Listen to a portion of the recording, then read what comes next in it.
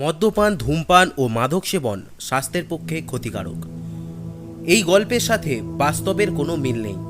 যদি কোনো মিল থেকে থাকে তবে সেটি অত্যন্ত কাকতালীয়। নমস্কার, আমাদের আজকের নিবেদন শ্রী অমিতাভ ভট্টাচার্যের লেখা কাটা হাতের লোভে। গল্পটি আমরা নিয়েছি দেব সাহিত্য কুটির থেকে প্রকাশিত শুকতারা 101 ভূতের গল্প এই বইটি থেকে। বিশেষ দ্রষ্টব্য, আমরা গল্পটি প্রচার করার সময় লেখক ও লেখক পরিবারের সাথে কোনো রকম যোগাযোগ করতে পারিনি, তার জন্য আমরা গভীরভাবে দুঃখিত। গল্পটি শুনে যদি তারা আমাদের সঙ্গে যোগাযোগ করতে চান বা তাদের কোনো বিশেষ মূল্যবান বক্তব্য পেশ করতে চান, তারা আমাদের সঙ্গে যোগাযোগ করতে পারেন clubgoppo.adda@gmail.com এই অফিসিয়াল মেল আইডির মাধ্যমে। গল্পের প্রধান চরিত্রে দিলীপ, সমর কাকা, আদিবাসী ভদ্রলোক ও অসীম। গল্প পাঠে দীপ, গল্পের সূত্রধার সৌভিক। শুরু হচ্ছে আজকের গল্প কাটা হাতের লোভে। এমবি পাস করে আমি তখন হাউস সার্জন। এমন সময় একদিন শুনলাম সমর কাকা ফিরে এসেছেন। ছোটবেলা থেকে তার নাম শুনে আসছি। প্রথম মহাযুদ্ধে মুষ্টিমেয় যে কয়েকজন ভারতীয় চিকিৎসক কৃতিত্ব অর্জন করেছিলেন, সমর কাকা তাদের মধ্যে একজন, এবং বেশ বড় একজনই। চাকরি থেকে অবসর নেওয়ার পর তিনি বোম্বাইয়ে প্র্যাকটিস শুরু করেন এবং অল্প দিনের মধ্যেই আত্মপ্রতিষ্ঠার জন্য যা প্রয়োজন সেই নাম এবং অর্থ তিনি যথেষ্টই অর্জন করেন। দীর্ঘকাল পরে হঠাৎ একদিন সমর কাকার একখানা চিঠি পেয়ে সত্যই আশ্চর্য হয়ে গেলাম। আড়ম্বরহীন বৈজ্ঞানিক জনচিত স্পষ্ট ভাষায় চিঠি, তাতে আত্মীয়তার মধুর সুরের চেয়ে কাজ ছেড়ে দেওয়া গোছের ভাবটাই বেশি। সে যাই হোক, তবু যাওয়া ঠিক করলাম। ও বলতে ভুল হয়ে গেছে, ওরা এসে উঠেছিলেন কলকাতায় নয়, হুগলি জেলার কোনো এক গ্রামে এক জমিদারের পতনোন্মুখ বিরাট অট্টালিকা কিনে তারা বাস করছিলেন। সত্যিকারের অবসরপ্রাপ্ত জীবন। নির্দিষ্ট দিনে সেই অখ্যাত গ্রামে গিয়ে পৌঁছলাম। শীতের সন্ধ্যা, পথে লোকজন নেই বললেই চলে। যে কয়েকজন লোক একটা চায়ের দোকানে বসেছিল তাদেরই একজনকে পথপ্রদর্শক করে গন্তব্যস্থলে উপস্থিত হলাম। বিরাট বাড়ি, চারিদিকের উঁচু পাঁচিলের ধ্বংসাবশেষ দুটি স্তম্ভ কোনো রকমে দাঁড়িয়ে রয়েছে। তাদের সঙ্গে লাগানো একটি কাঠের বিরাট দরজা। সঙ্গের লোকটির ডাকাডাকিতে হ্যারিকেন হাতে কে এগিয়ে আসছে দেখলুম। একটি ভৃত্য শ্রেণীর লোক ভিতরে পথ দেখিয়ে নিয়ে চলল। লম্বা বারান্দার মধ্যে দিয়ে ঘরের সারি অতিক্রম করে একটি হল ঘরে প্রবেশ করলুম। লক্ষ্য করলুম বাড়িটির অভ্যন্তর বাহিরের মতো নয়, সংস্কার করে বাসের উপযুক্ত করা হয়েছে। একটি চেয়ার এগিয়ে দিয়ে চাকরটি টেবিলের ওপর লণ্ঠনটি রেখে প্রস্থান করল। লণ্ঠনের আলোতে আমার অনভ্যস্ত চোখ কিছুটা অস্বস্তি অনুভব করতে লাগলো। চেয়ার, টেবিল, বইয়ের আলমারিতে সুন্দর সামঞ্জস্য রেখে সাজানো ঘরটি। সবেতেই একটা অতিপ্রাকৃত ভাবের অস্পষ্ট ইঙ্গিত। তুমি কি ফণির ছেলে দিলীপ? আরে থাক থাক, বসো বসো। গলার স্বর শুনে যে ধারণা করেছিলাম, তার আধিকারিকে দেখে সে ধারণা দূর হলো। ভেবেছিলাম দেখবো এক রোগা পেঁটে লোককে, কিন্তু দেখলাম প্রায় এক দ্বিতীয় ভীমসেনকে, অবশ্য বৃদ্ধাবস্থায়। বুঝলাম ইনি সমর কাকা। উঠে প্রণাম করলাম। ছোটবেলায় যে বিরাট মূর্তি দেখেছিলাম তা আজ আবার দেখলাম। বাসন্তী কাকিমা এলেন এবং 2 মিনিটেই আমাকে একেবারে আপন করে নিলেন। বন্ধু মহলে বলিয়ে কইয়ে বলে আমার কিন্তু সুনাম ছিল। সুতরাং ঘন্টা দেড়েক পরে আমরা যখন খেতে বসলাম তখন আমি ঘরের ছেলে। কথায় বার্তায় সমর কাকার রসিক মনের পরিচয় পেলাম। বাসন্তী কাকিমাও নেহাত কম যান না, কিন্তু মাঝে মাঝে কি জানি কেন তাদের কৌতুকময় ব্যবহারের মধ্যে একটা বিষাদ মাখা মনের ছায়া উকিঝুঁকি মারছিল। খাবার পর কথায় কথায় কি করে ভূতের কথা উঠলো তা আমার মনে নেই, তবে এটুকু মনে আছে আলোচনা শেষ হলে আমি বেশ কিছুটা আত্মপ্রসন্নভাবে বলেছিলাম আমি এ বিষয়ে অনেক পড়াশোনা করেছি এবং ভৌতিক উপস্থিতির প্রমাণ সংগ্রহে এক রাত অপর 2 বন্ধুর সঙ্গে তথাকথিত ঘানাবাড়িতে রাতও কাটিয়েছি। আমি যখন এমনি সব কথা বলে বাহাদুরি নিচ্ছিলাম, তখন কাকা ও কাকিমার মধ্যে অর্থযুক্ত দৃষ্টি বিনিময় চলছিল। গল্পের শেষে বাসন্তী কাকিমা উঠে গেলেন। ঘরে রইলাম শুধু আমরা দুজন, সমর কাকা এবং আমি। একটা চুরুট ধরিয়ে সমর কাকা চুপ করে ধোঁয়া ছাড়তে লাগলেন।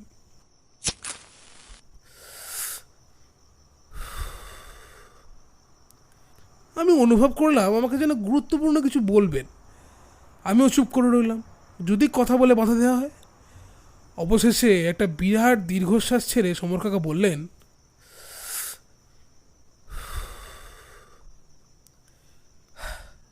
দেখো দিলীপ, ছোটবেলা থেকেই আত্মীয় বন্ধু বান্ধব ছাড়া তোমাদের কতটুকুই বা জানি। তবে যা শুনলাম তাতে বুঝলুম যে তোমার মতো লোকই আমার দরকার। তুমি বলছো ভৌতিক ব্যাপার সম্বন্ধে তোমার বিশেষ জ্ঞান আছে। আশা করি ভূত দেখলে তুমি ভয় পাবে না। দৃঢ়স্বরে বললাম, নিশ্চয়ই না, বরঞ্চ আনন্দিতই হব। এবং ভূতকে একটা বৈজ্ঞানিক সত্য বলেই গণ্য করবে ও তার মৌলিক কারণ অনুসন্ধান করবে, যেমন জ্যোতির্বিদ নতুন গ্রহ দেখলে তার অনুসন্ধান করে থাকে। ঠিক তাই। বেশ, তবে এসো আমার সঙ্গে। সমর কাকা আমাকে নিয়ে চললেন বাইরের বারান্দা ধরে সোজা উত্তর দিকে। অবশেষে পৌঁছালাম একটি বন্ধ ঘরে। বুক পকেট হাত ধরে একটা চাবি বের করে দরজা খুললেন সমর কাকা। দেখলাম ঘরটা সমর কাকার laboratory. Bunsen burner, test tube, flask, মাইক্রোস্কোপে ভরা। একাধারে তাকের উপর বড় বড় জারের শাড়ি। তার মধ্যে রয়েছে শরীরের বিভিন্ন দ্রষ্টব্য বস্তু, শুধু মানুষের নয়, নানা জন্তুরও। সমর কাকা বললেন, এখনও আমি কিছু বিজ্ঞান চর্চা করে থাকি। এই যে জারগুলো দেখছো, এ আর কি, এগুলো আমার যে মিউজিয়াম ছিল তারই অবশেষ মাত্র। 5 বছর আগে আগুন লেগে সব নষ্ট হয়ে যায়। আমার দুর্ভাগ্য। আমার এই সংগ্রহ প্রায় অতুলনীয় ছিল, এখন শুধু এই কোটিতে পরিণত হয়েছে। একবার জারগুলোর ওপর চোখ বুলিয়ে নিয়েই বুঝলাম সত্যই দুর্লভ। সমর কাকার কণ্ঠস্বর আমার দৃষ্টি আকর্ষণ করলো। এইখানে একটা ইজি চেয়ার রয়েছে। বলতে সংকোচ হচ্ছে, কিন্তু তুমি তো ঘরের ছেলে, আর যদি এখানেই রাতটা কাটিয়ে দাও। আরে না না, আপনি ব্যস্ত হবেন না, আমার এরকম অভ্যাস আছে, কোনো অসুবিধা হবে না। এই ঘরের 2টো ঘর পরেই আমার ঘর, দরকার হলেই আমাকে পাবে। আশা করি তার দরকার হবে না। না হলেই ভালো, তবু যদি দরকার হয় ডাকতে ইতস্তত করো না। আমার রাত্রে ভালো ঘুম হয় না, সম্ভবত আমি জেগেই থাকবো। ঘন্টাখানেক পরে যখন শোবার জন্য ল্যাবরেটরিতে প্রবেশ করলাম, তখন সত্যি কথা বলতে কি কেমন একটা অদ্ভুত উত্তেজনা অনুভব করছিলাম। তবে জোর গলায় বলতে পারি সেটা ভীতিজনিত নয়, কৌতূহলের জন্যই। আমি লণ্ঠনটা নিভিয়ে শান্ত মনে ইজি চেয়ারে শুয়ে পড়লাম। সারাদিনের ঘোরাঘুরির পর অল্প সময়ের মধ্যেই আমি যে কখন ঘুমিয়ে পড়লাম। কি একটা শব্দে আমার ঘুম ভেঙে গেল।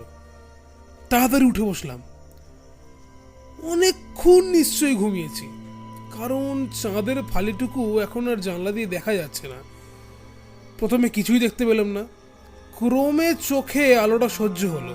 মনে হলো একটা কিছু আমার দিকে এগিয়ে আসছে। পায়ের অস্পষ্ট আওয়াজ কানে এলো।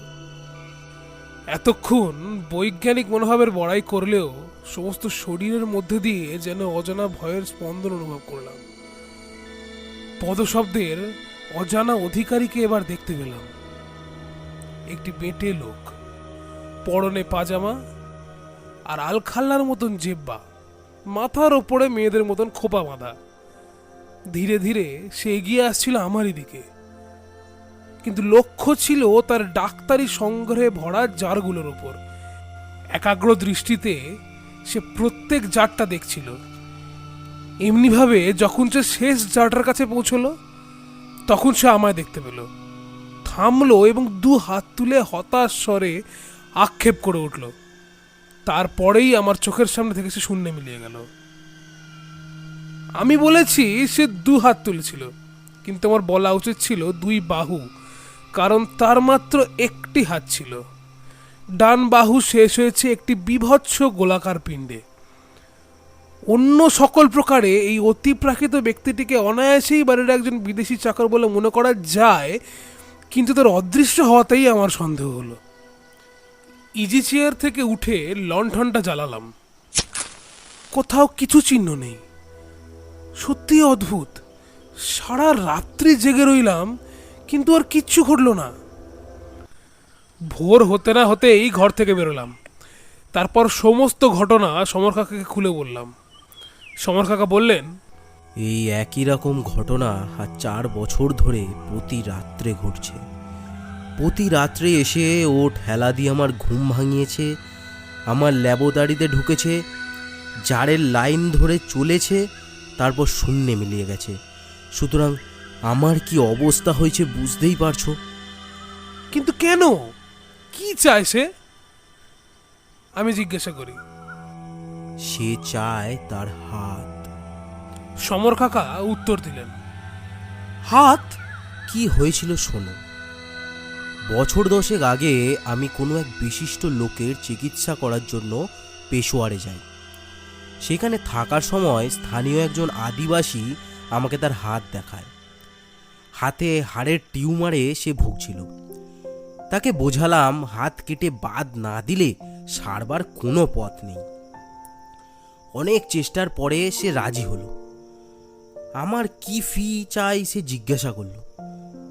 লোকটার সাজ পোশাক এমন যে আমি বললাম কোনো কিছুই চাই না, তবে কাটা হাতটা আমাকে দিতে হবে। আমি ওটা আমার মিউজিয়ামে রেখে দেবো।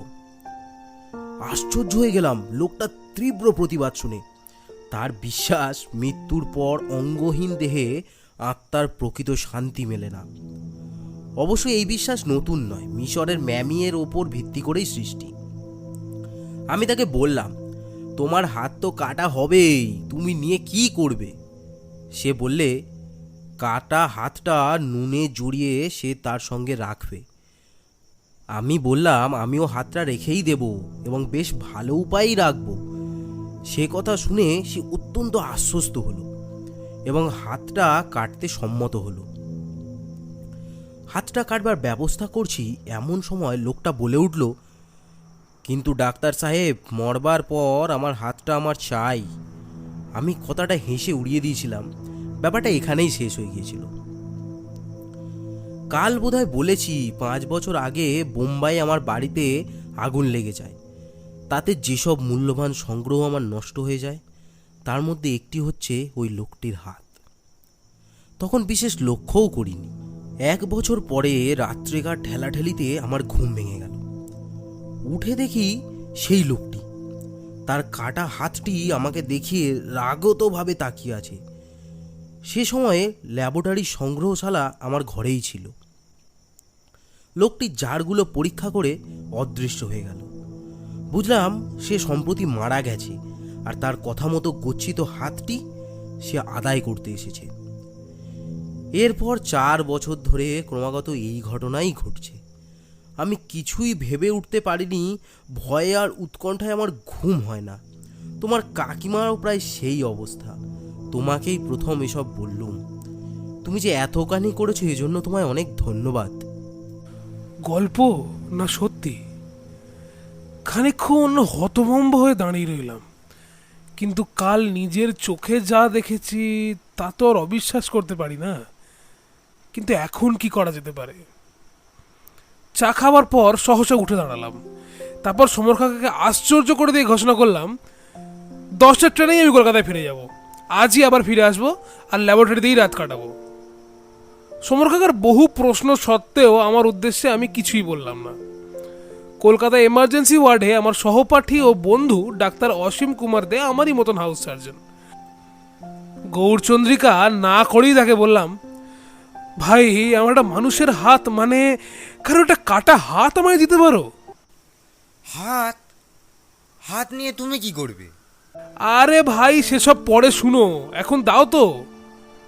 ঘন্টা 2 পরে মর্গ থেকে তারই চেষ্টায় একটা কাটা হাত সংগ্রহ করে আমি সমর কাকার বাড়ি ফিরে এলাম। তারপর সমর কাকাকে কিচ্ছু না বলে হাতটি রেখে দিলাম আমার ইজি চেয়ারের কাছে একটি কাঁচের জারে। রাত্রে 1 মুহূর্তের জন্য চোখের পাতা বুঝতে পারলাম না। পাশে একটা ঢাকা লণ্ঠন নিয়ে বসে রইলাম। আগের দিনের মতো আজও রাতের অতিথি এসে উপস্থিত হলেন। আগের মতোই লোকটি জারের শাড়ি ধরে এগোতে লাগলো। অবশেষে সে জারটির কাছে এসে উপস্থিত হলো। দুরন্ত আশায় তার সমস্ত শরীর শিহরিত হতে লাগলো। ব্যগ্র হয়ে সে জারটা তুলে নিল, বেশ ভালো করে পরীক্ষা করলো। কিন্তু এ কি? তারপর রাগ এবং হতাশার একটা মিলিত মুখভঙ্গি করে সে সজোরে জারটা আছড়ে ফেললো মাটিতে। চারিদিকে কাঁচ ভেঙে টুকরো টুকরো হয়ে ছড়িয়ে পড়লো। মুখ তুলে যখন চাইলাম তখন সে অদৃশ্য। ছুটতে ছুটতে উৎকণ্ঠিতভাবে ঘরে ঢুকলেন সমর কাকা। উত্তেজিত সেরে জিজ্ঞেস করলেন, কি কি কি হয়েছে, ব্যাপার কি? তারপর সব শুনে মাথা নাড়তে নাড়তে তিনি বললেন, দিলীপ, বুদ্ধিটা খুবই ভালো, কিন্তু আমার দুঃখ কষ্টের অত সহজে কি আর শেষ হবে? হঠাৎ একটা কথা বিদ্যুতের মতন আমার মাথায় উপস্থিত হলো। তাড়াতাড়ি হাতে তুলে নিলাম। ঠিক আমার ধারণাই ঠিক, হাতটা বাঁ হাত। পরের ট্রেনেই আবার কলকাতা চলে গেলাম। যত দূর মনে ছিল লোকটির দু হাতই বাদ দেওয়া হয়েছিল, কাজেই মর্গের অপর হাতটাও পাওয়া যেতে পারে। পাওয়া গেল ঠিকই, সেটি সংগ্রহ করে আমি আবার নতুন উৎসাহে বাড়ি ফিরে এলাম। সমর কাকা কিন্তু কিছুতেই আমাকে আর ওই ভুতুরে ঘরে শুতে দিতে চান না। কাজেই আগের মতো একটা কাঁচের জারে হাতটা রেখে আমি কাছেই আরেকটি ঘরে গিয়ে শুয়ে পড়লাম।